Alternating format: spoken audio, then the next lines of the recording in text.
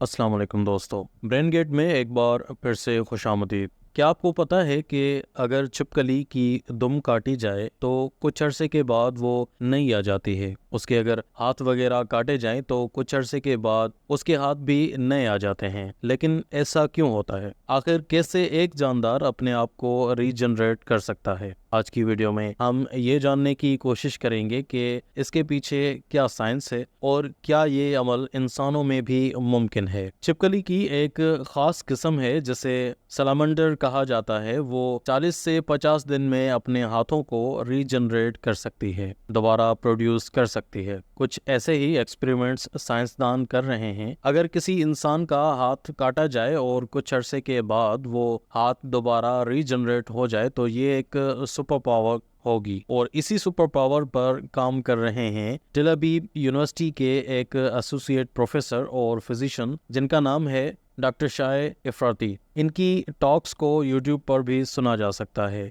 वो हम सबको जवान बनाने की कोशिश कर रहे हैं। एजिंग पर बहुत सी रिसर्च हो रही है। दो किस्म की रिसर्च बहुत अहम है। एक में तो एजिंग को स्लो किया जा रहा है और दूसरी किस्म है एजिंग रिवर्स, यानी कुछ ग्रुप्स ये रिसर्च में लगे हुए हैं कि एज रिवर्स हो। और ये जो दूसरा ग्रुप है एज को रिवर्स पर काम कर रहे हैं, उनको हमारी बॉडी के काफी ऑर्गन्स को रीजनरेट करना पड़ेगा और डॉक्टर शाह इसी पर काम कर रहे हैं। इनका ख्याल है कि कुछ ऐसे अवामिल हैं जिनसे हम रीजनरेट कर सकते हैं। उनमें सबसे अहम है ट्रिगर। आपके पास ट्रिगर होना चाहिए, स्टीम सेल्स होने चाहिए, एनर्जी होनी चाहिए और एक इनेबल्ड एनवायरनमेंट होना चाहिए। ये सब होने से इंसानों में या किसी भी जानवर में ये काम किया जा सकता है, जो कि छिपकली बआसानी करती है। ट्रिगर की अगर बात करें तो आप पौधों को देखते हैं, जब उनको रोशनी का ट्रिगर मिलता है तो वो उसकी तरफ आहिस्ता आहिस्ता अपनी डायरेक्शन कर लेते हैं। इंसान में भी ऐसे सेंसर्स लगे होते हैं जो कि रोशनी को डिटेक्ट कर सकते हैं। अगर स्टीम सेल की बात करें तो ये ऐसे रॉ सेल्स हमारी बॉडी में मौजूद होते हैं जो कि आहिस्ता आहिस्ता फंक्शनल सेल में तब्दील हो जाते हैं। स्टीम सेल से हम मसल्स के सेल भी बना सकते हैं, इंटेस्टाइन सेल बना सकते हैं, लीवर के सेल्स बना सकते हैं और हम न्यूरॉन्स बना सकते हैं। इसीलिए बास थेरेपीज में हम स्टीम सेल्स को बॉडी से बाहर निकालते हैं, उनको रीजनरेट करते हैं, उनकी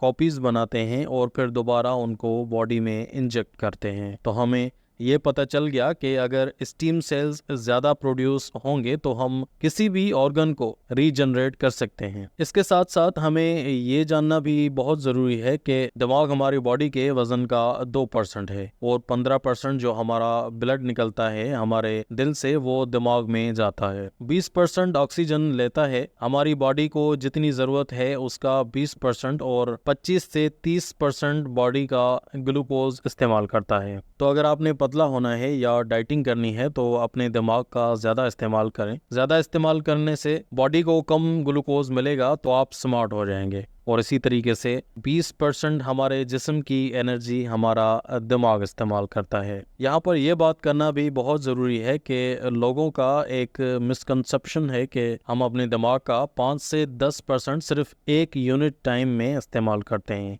यानी इस वक्त मैं जो बात कर रहा हूँ वो मैं 5 से 10% इस्तेमाल कर रहा हूँ। हम दिमाग के सारे हिस्से इस्तेमाल करते हैं 24 घंटे में। दिमाग का ऐसा कोई भी हिस्सा नहीं है जो हम इस्तेमाल नहीं करते। तो साबित ये हुआ हम 24 घंटे के दौरान अपना 100% दिमाग इस्तेमाल करते हैं और एक वक्त में सिर्फ 5 से 10% इस्तेमाल करते हैं। और एक वक्त में हम ज़्यादा भी इस्तेमाल कर सकते हैं अगर ऑक्सीजन ज़्यादा हो तो। मिसाल के तौर पर अगर मैं राइट हैंड से काम कर रहा हूँ तो मेरे दिमाग से ब्लड का फ्लो राइट साइड पर चला जाएगा, और अगर लेफ्ट साइड से मैं कोई काम कर रहा हूँ तो दिमाग से ऑक्सीजन लेफ्ट साइड पर चली जाएगी और राइट साइड पर ऑक्सीजन की कमी होगी।